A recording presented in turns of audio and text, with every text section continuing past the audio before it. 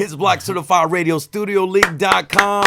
The motherfucking #1 independent Northwest movement is in the building. We're doing it all independent, man. We want to give a thank you and a big shout out to everybody who tunes in, logs on to StudioLeague.com, checks out the videos, of course, Block Certified Radio, all the street tapes we've been releasing, and of course, all the behind the scenes exclusive footage that no other putos can give you like we do, all right? And today, like Tex said moments ago, we're making more history because on the line, we have special guests.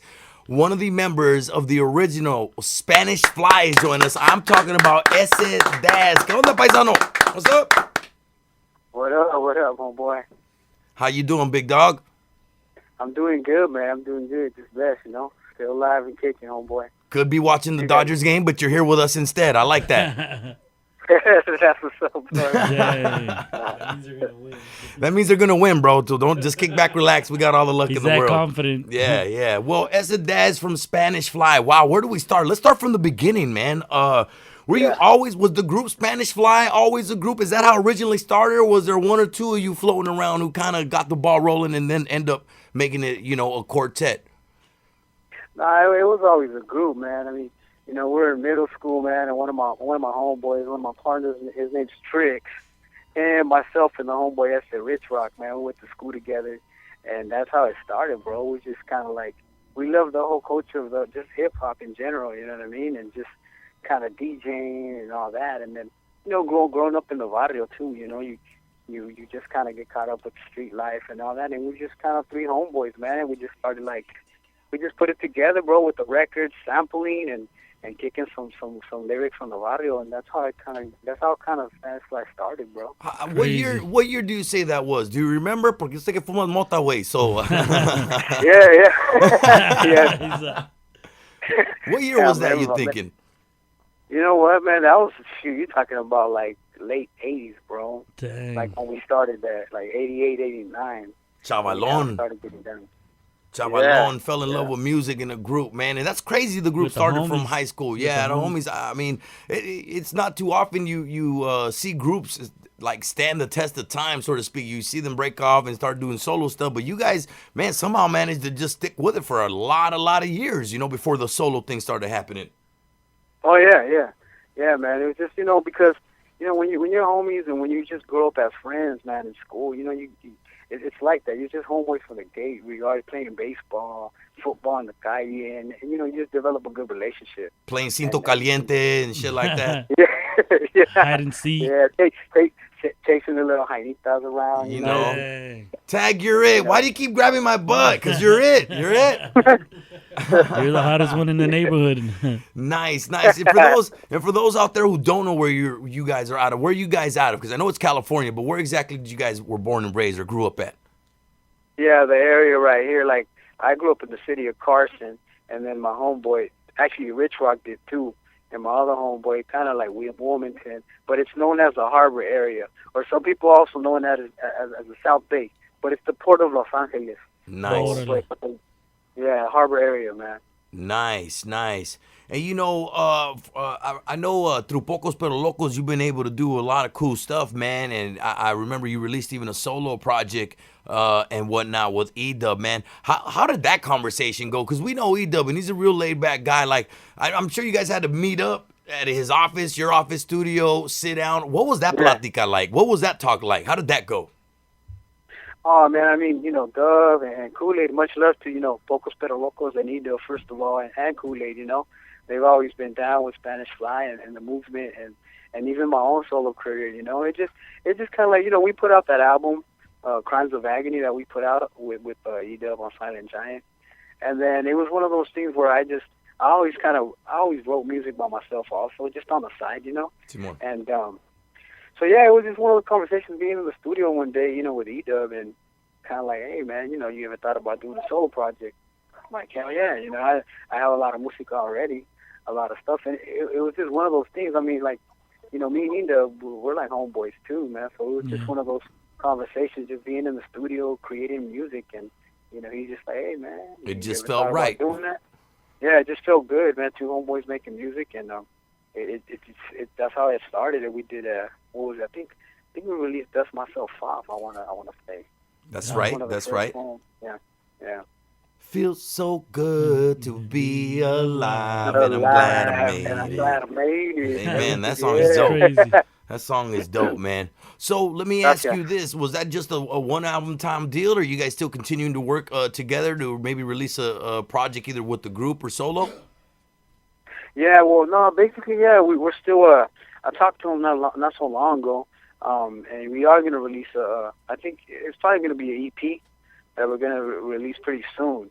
Okay. So that's in the works. Yeah, so it's not, that other the stuff we released before is kind of like a. I think we released like 2 singles or something, but the actual EP, it should be out pretty soon, man. It's in the works, bro.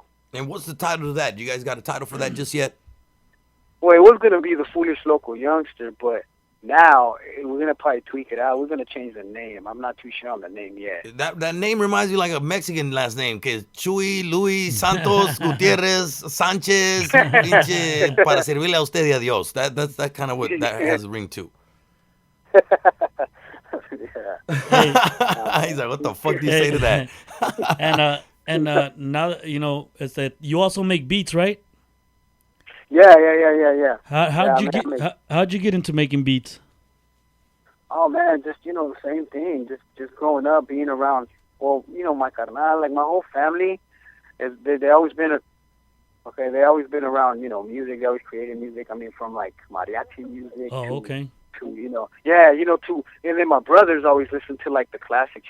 Classic rock and all that shit from the Beatles. I just grew up around music in general, man.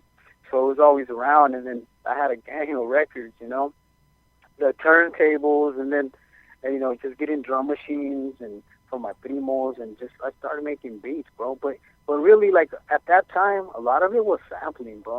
Like a lot of Chicano rap was created through sampling. I mean, to be honest, that's how we all started.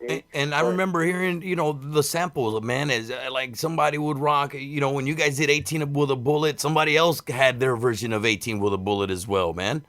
Right, yeah. At that point, were you guys fucking putos? We did it first. Or, I know, was there a problem? Did you have some kind of, like, feelings towards that? Like, man, I know you heard ours first. There's nothing like the first one. Yeah, or were you like, hey, that's cool. The homies are doing something with it too, man. Who's that? You mean, I didn't... Well, like the other... Yeah, there were other Chicano artists who came out with samples, and I remember when you guys had 18 with a Bullet. Oh, okay. There were other artists who had 18 with a Bullet with the same sample, either sped up or slowed down. Did you feel some sort of way, like, man, these fuckers, man, they copied what we did, or were you more like, hey, it's cool, ours sounds better? I mean, what kind of mentality did you have when you heard that? Nah. To be honest with you, homie, like at that time, you're young and you're just kind of like. Yeah, you're kind of like, what the fuck, man? So, you know what I mean? It's the truth. Like, you're like, hey, why they copy, so, but to be honest, like, when you think back, it's like, nah, you're like, hey, that's all good. We're all Rafa, and we can all make it a different twist. But at that time, yeah, of course, you're just kind of like, hey, what's up? Did someone leak the mixtape or what?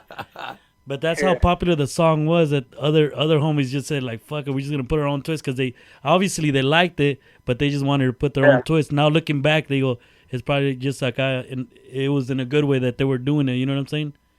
Yeah, no, of course, man, because just like you said, if someone's kind of like taking something you've done, they tweak it out, remix it, that's all love, and it needs just some good stuff, That's good. That's good. Crazy. Well, it's just that's the way it goes. You think you got something special until some other motherfucker's wearing it, and you're like, man, fuck you. I came up with that. But like you said, that's when cuando uno está young and you're creating music and you're part of all this game. I mean, do you guys ever, when you guys started doing the music, do you guys ever think you guys were gonna make music in the level that you guys got to, or were you guys just kind of creating the music and just thought you guys were just gonna spread around the neighborhood? Nah, you know what? It was like just a dream, homeboy. Like it was just a dream. I don't think. I mean, speaking for myself, I didn't think it would get to where it got to. I mean, you're a little homie and you have that dream, like, we're gonna do this and we're gonna do that. But at the end of the day, like we were just making music and talking about how we grew up in the barrio. It was kind of like, we grew up listening to that Eazy-E, NWA, and those guys out here in the West Coast. So we wanted just to do something from the Raza point of view at that time, We just wanted to kind of be the Chicano voice and let them know how we get down.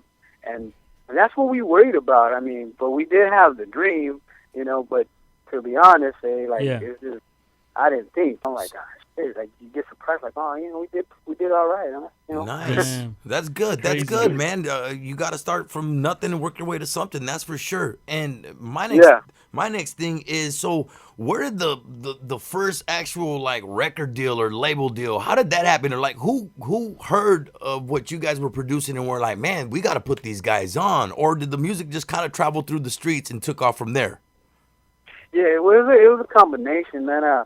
The way it all happened, like the Trust No Man album, we were in high school, and you know, myself, Rich Rock, and the homie Tricks, and what we did is, my homie Tricks' dad, like, he had a lot of records too, bro. Like, he was in a, like, he had a band. It was kind of like a tierra band, you know. They had all that good music he'd be playing on the weekends, but he had a collection of records. So we'd go to the homeboy Tricks' house, me and Rich Rock, and we'd go there, and Rich Rock, we'd write some raps, and we'd make some music, we'd sample. We were using a 4-track back then, man. Yeah. You know? And then we just kind of did that. So what happened was we made a whole album. We made a whole album on a 4-track. I mean, well, like, wow. Yeah, and that's the only thing I see, like, now, dude, it's so easy. Like, back then, it was creative. It was cool, man. Like, the way you did it, it's just special, man, to do that. And so we put it together. We released it on, and we put it on tape. We went to school, and there was a teacher at Carson High School. That's the school we went to right here in Carson, California. And man, he word got around. He's like, hey, you know, the little homies were telling me there's this group, these guys, Spanish Fly, blah, blah, blah. And he was a history teacher. But he was a cool teacher, bro. Like, if you wanted to hear music and rap, you go to his classroom during lunchtime. Nice. So we'd all hang out there, you know. And then we knew he had a record label. He had put out some groups or whatever. So we just went to him, man. We were just like, hey, we got this tape. And it was crazy, man. We gave it to him. The next day, he told us, hey, I want to take you guys to the studio.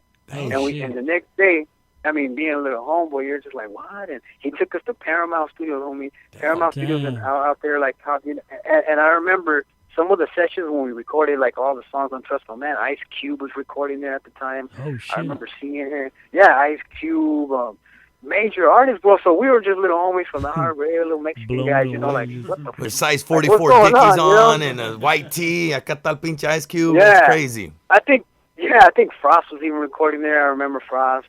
It just happened like that. We gave him the tape. He heard it. The next day, he wanted to take us to the studio. So, damn. Man, that's just how it started. What kind of conversations did you guys have after being in a professional studio and seeing all these people, or you know, and especially going from a 4-track to Paramount Studios, man. I wonder what that conversation was with with your homies. The conversation, man, was just like, I mean, it was kind of like we were just tripping out, like our dreams coming true, you know. Damn. I mean, yeah, from having a 4-track to some turntables, some 1200 techniques, you know, and to, you know, take forever to sample, to back and forth, put it on a 4-track, only 4 tracks, to go into the studio, that's 24 tracks, you know what I mean? And that's what made that recording session so special, that you had to bounce 4 tracks. You only had 4 tracks to work with. I remember those fucking pinche aparatos. You had to fucking keep bouncing tracks. And once you bounced it, you couldn't go back and retweak it. So you had to make sure it was like solid at least, or a good sound. Because you're going to start losing tracks, man, you know?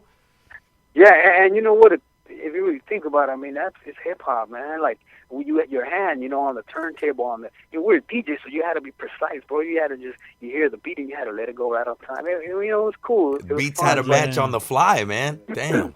Yeah. That is dope. And these little fuckers now use Fruit Loops y la chingada me la pelan, güey. Ain't nothing like really going in there and really like starting from scratch, literally what they say from scratch, you know? Yeah. And now you got Fruity Loops, or you don't even know how to do anything. You just get in there, and you know, it's different. It's a whole different. I mean, it's cool too. Technology has brought a lot of things to the whole movement, but yeah. It also fucks shit up.